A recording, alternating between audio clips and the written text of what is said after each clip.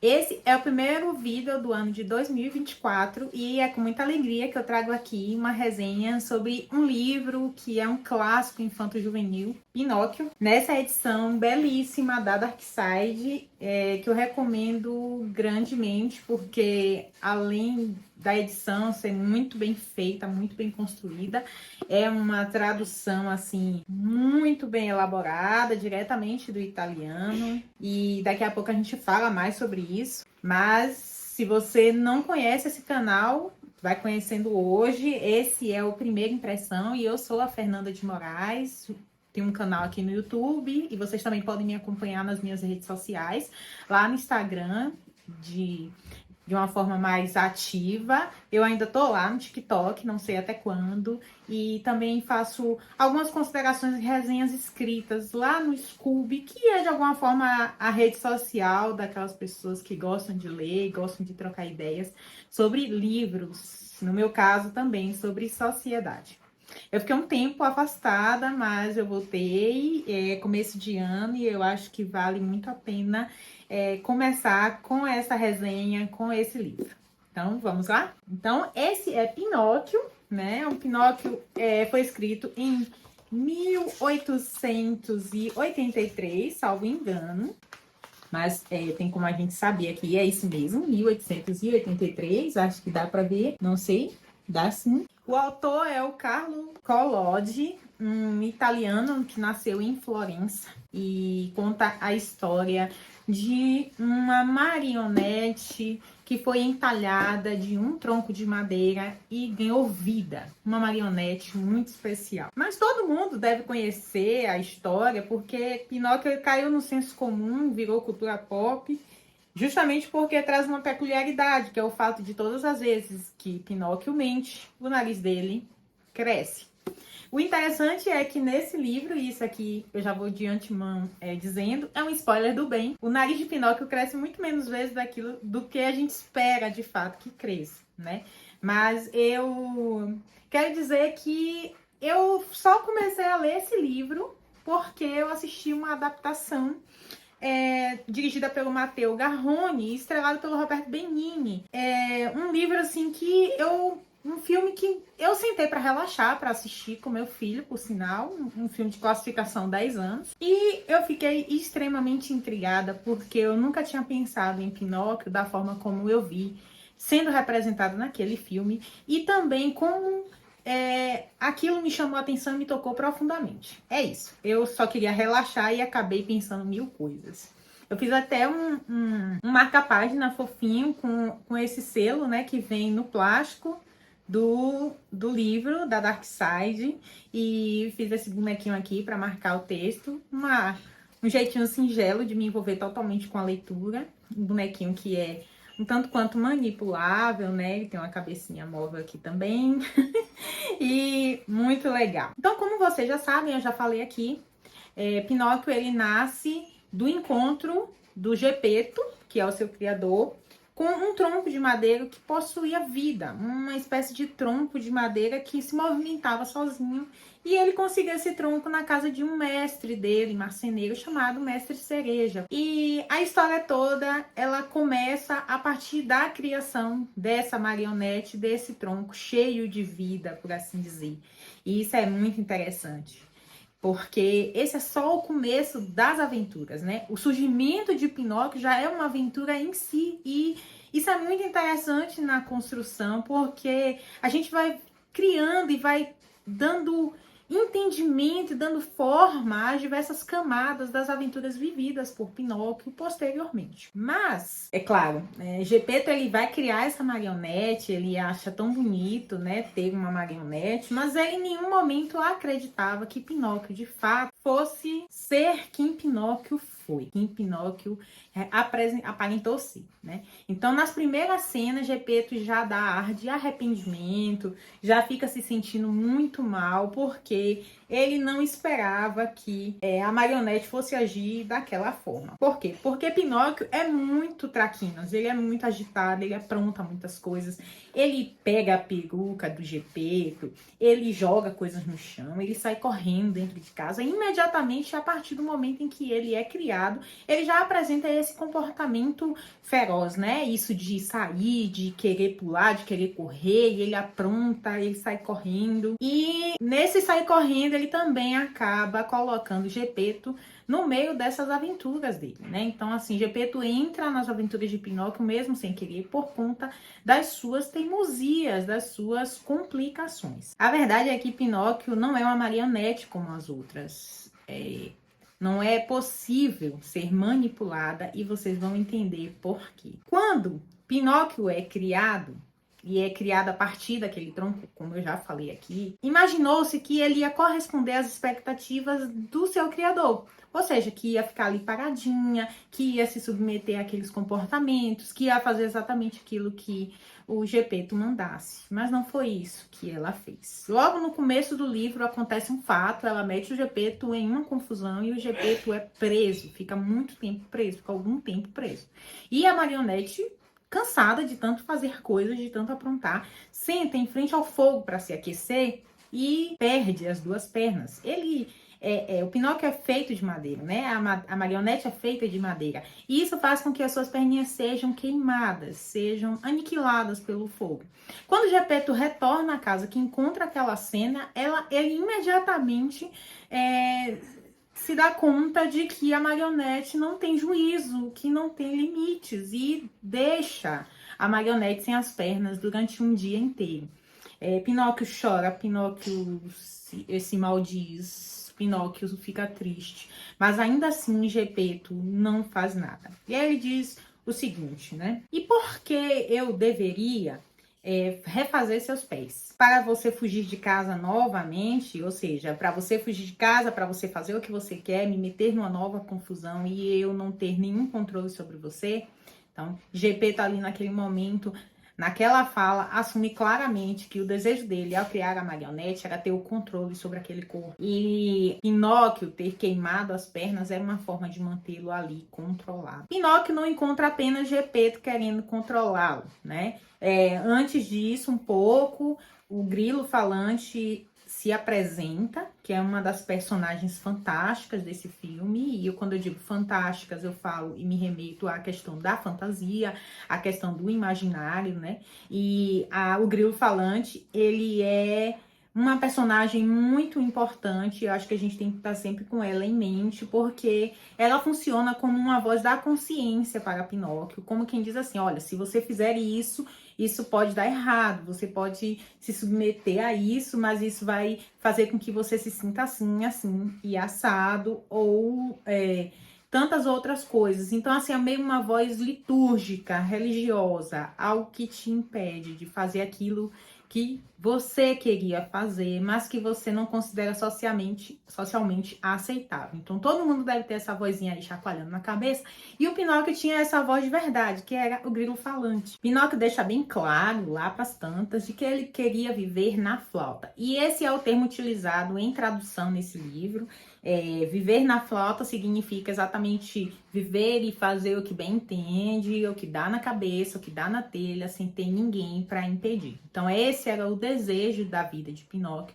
E, apesar do Grilo Falante, apesar da tentativa de prendê-lo em casa, Gepeto fica com dó, recria as pernas e Pinóquio sai novamente para continuar aprontando, né? Ele encontra uma trupe de marionetes, ele foge dali, né? Consegue fugir dali. Não é bem uma fuga, né? Porque o dono do circo de marionetes libera o Pinóquio. Pinóquio conhece a raposa e o gato. Pinóquio conhece a fadinha. Pinóquio conhece uma série de pessoas ao longo das suas andanças e acaba entendendo, né? Acaba vivenciando coisas que ele não sabia que poderia vivenciar. E quem tá lendo, quem tá vivenciando essa história junto com Pinóquio, percebe o quanto aquelas pessoas estão tentando controlá-lo de todas as formas. Então, Gepeto tenta controlá-lo não recuperando suas pernas, o Grilo Falante com as suas lições de moral, com as suas ponderações sobre os acontecimentos. E depois ele encontra o dono do circo de marionetes, que controla uma série de marionetes, mas Pinóquio não se deixa abater por ele. Então ele segue, encontra a raposa e o gato, que o manipula, né? Manipula Pinóquio, não pela força, mas pelo psicológico. Então eles tentam fazer com que Pinóquio faça tudo o que eles querem de formas diferentes. Então cada personagem vai tentar controlar Pinóquio ali de uma forma diferente. Afinal, Pinóquio é uma marionete, a gente não pode esquecer disso, né? Apesar do seu comportamento, quando as pessoas o veem, percebe como essa marionete, como esse ser que pode ser manipulado. E é por isso que o título desse vídeo é Pinóquio, o corpo manipulado. Mas a gente vai chegar lá e eu quero trazer, na verdade, essa resenha também como uma reflexão. Afinal, vocês já sabem, o Primeira Impressão é um canal que fala de livros, literatura e sociedade. Então, todas as vezes que eu for falar de um livro aqui, eu também vou falar de temas que relacionam a nossa sociedade, ao nosso modo de viver, à nossa cultura. Um dos pontos altos do livro, né, porque são muitos, eu não vou poder citar todos, porque é um livro de aventuras, né, da marionete, é que ela é quase assassinada pela raposa e pelo gato. E nesse momento ela é resgatada, né, posteriormente pela fadinha, que é um outro ser fantástico dessa narrativa. E essa fadinha tenta curá-lo, tenta dar uma medicação para ele não quer tomar. Ela tenta convencê-lo a tomar a medicação, dizendo que ele vai partir para um outro mundo. E Pinóquio diz que ele não se importa, ele só não quer fazer aquilo e ele não vai fazer aquilo. Então, Pinóquio, ele realmente é muito difícil de ser dobrado, ao contrário de tudo aquilo que é esperado dele, né? O Grilo também aparece novamente na história, diz que ele é um malandro, preguiçoso, vagabundo, que é um traquinas de pior marca. Então, assim, é muita coisa, assim, contra Pinóquio, né? Falando mal dele apenas porque ele deseja fazer o que ele quer. A fadinha que tentou manipulá-lo para tomar a medicação, manipula-o novamente, fingindo estar morto. E quantas formas de manipulação a gente vai encontrando nesse contexto do Pinóquio, né? Seja pela força bruta, seja pela imposição física, seja pela tentativa de contenção psicológica, religiosa, litúrgica, da moral e dos bons costumes. A gente tenta encontrar pela manipulação, a gente tenta aí também, a gente percebe aí também outras formas de manipulação, como por exemplo o uso da morte, o uso da tristeza para fazer com que essa marionete faça aquilo que essas pessoas querem. E como que a gente pode correlacionar isso no mundo em que a gente vive? Quantas formas de manipulação e de controle são utilizadas diariamente para fazer com que a gente faça exatamente aquilo que as outras pessoas querem que a gente faça e não aquilo que a gente deseja de fato? Vamos pensar nisso aí. E eu acho que esse é um raciocínio que tem tudo a ver com essa história, né? Afinal, Pinóquio, ele foi contado e recontado durante anos, né? Uma história que tem quase dois séculos de existência, né? E ela sempre foi utilizada para fazer o quê? Para fazer com que as crianças façam exatamente aquilo que os adultos querem que elas façam, né? Então, assim, olha, Pinóquio, quando mentia, o nariz crescia. Então, quando você usa essa história ou qualquer outra fábula que vocês possam citar, que vocês possam lembrar nesse momento, é sempre para fazer com que a criança faça exatamente aquilo que a gente faz. A gente quer que elas façam, né? Daquilo que o adulto quer que a criança faça. E isso, na verdade, é controle. Controle baseado nas expectativas próprias, né? E entre os desejos de Pinóquio, de fazer o que quer, de não estudar, de não trabalhar, de não ter um ofício, há também um desejo escondido ali, que é dele se tornar um adulto, porque ele descobre que a fadinha, que ele conhece ainda criança, ela se torna adulta. E Pinóquio fala sobre isso: olha, eu tenho um desejo de ser adulto, só que o custo é muito alto. Porque para ser um adulto, Pinóquio ia ter que se submeter a tudo aquilo que a sociedade gostaria que ele se submetesse. Então, Pinóquio deveria ser uma criança boa, uma criança que gosta de estudar, que é obediente e que ia conseguir estudar o suficiente para ter um bom ofício e ser o adulto que a sociedade deseja que nós sejamos. E talvez Pinóquio não tivesse muito afim disso, e eu não vou contar aqui o que acontece no final, mas a verdade é que esse é um preço muito alto para todas as crianças. E aí eu fiquei pensando no quanto essa é uma cobrança de fato muito dura, né? Desde pequenininha as crianças ouvem a pergunta, o que você vai ser quando você crescer? E esse é um jeito de apontar, de pressionar a criança a tomar decisões que talvez ela ainda não esteja pronta para tomar, que é o que fazer da vida no futuro quando você for uma pessoa adulta, né? Desconsiderando de que a criança já é alguém naquele momento, de que ela tem desejos, de que ela tem vontades e que ela tem personalidade, que ela é uma pessoa que merece todo o respeito do mundo. Todas essas interpretações eu fiz tanto ao longo do momento em que eu assisti a adaptação, tanto depois, quando eu li, né, terminei de ler esse livro traduzido aqui pela editora Darkside, que eu falei no começo, e são interpretações que eu pensei que poderiam ser desfeitas, né? Eu pensei que pudesse ser uma sugestão do modo como ele foi adaptado por uma das adaptações do cinema, de fato. E ao ler, eu permaneci, né? Eu continuei acreditando na mesma forma, interpretando a leitura como eu acreditava. Eu sei que nem sempre o que o autor fala é aquilo que a gente lê, aquilo que a gente entende, mas eu acredito que tenha muita semelhança essa leitura com aquilo que o autor sente e que ele escreve naquele texto, porque é muito interessante a gente perceber ao longo da vida de Pinóquio o quanto ele, né, o Pinóquio, ela, a Marionete, sofre essas tentativas de controle o tempo inteiro. Então é isso. Eu não vou contar o final do livro, porque eu acho que é muito chato, né? Tem gente que não gosta, mas que se alguém quiser saber o final, é só me perguntar, ou só ler o livro, essa beleza de livro. Eu não canso de mostrar, porque é um livro realmente muito lindo. É fantástica essa edição. Eu nem mostrei por dentro, vou mostrar um pouco. Tem algumas ilustrações, né? Não sei se dá pra ver aqui. Aqui é a fadinha. Deixa eu ver se tem aqui uma ilustração de Pinóquio. E aqui é um cachorro que o persegue em uma das aventuras. Ah, aqui tem a fotografia, aqui tem a imagem do tronco. Gepeto trabalhando no tronco. Eu achei as ilustrações bem interessantes, bem de acordo com a história. É uma história um tanto quanto sombria, né? Porque, como eu disse, está falando realmente de controle. Eu acho que eu não mostrei nenhuma imagem de Pinóquio, mas vou mostrar agora. Pinóquio bem triste. E assim, estão vendo? Acho que dá para ver. Bem legal, né?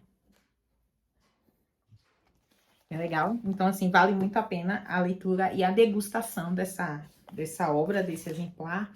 E, por final, eu quero deixar aqui meu agradecimento para você que ficou até aqui, que assistiu essa resenha, que pôde compartilhar e conseguiu, né, compreender um pouco daquilo que eu estava querendo dizer ao longo desse vídeo, que parece ser um vídeo que ficou um pouco longo. Eu ainda não sei, mas logo a gente vai saber de quanto tempo ele vai ficar. E agradecer a todas as pessoas que apoiam o meu canal, que apoiam esse trabalho e que vocês possam continuar compartilhando e fazendo com que esse canal ganhe voz e que eu tenha mais voz. Então, eu quero deixar aqui uma pergunta para você que assistiu esse vídeo até o final e que deseja agora assistir a adaptação, ler o livro sobre uma outra perspectiva. É de que se Pinóquio se tornou ou não uma criança de verdade e deixou de ser uma marionete, isso faz com que ele deixe de ser um corpo manipulado. Então, até que ponto ser uma marionete era uma real necessidade para Pinóquio ou para quem desejar manipulá-lo, e de que forma você se vê nesse mundo em que você acredita que toma decisões sobre a sua própria vida, mas talvez você também esteja sendo aí manipulado por um sistema que você não consegue controlar ou mesmo ver. Então, pense nisso e até a próxima. Até mais.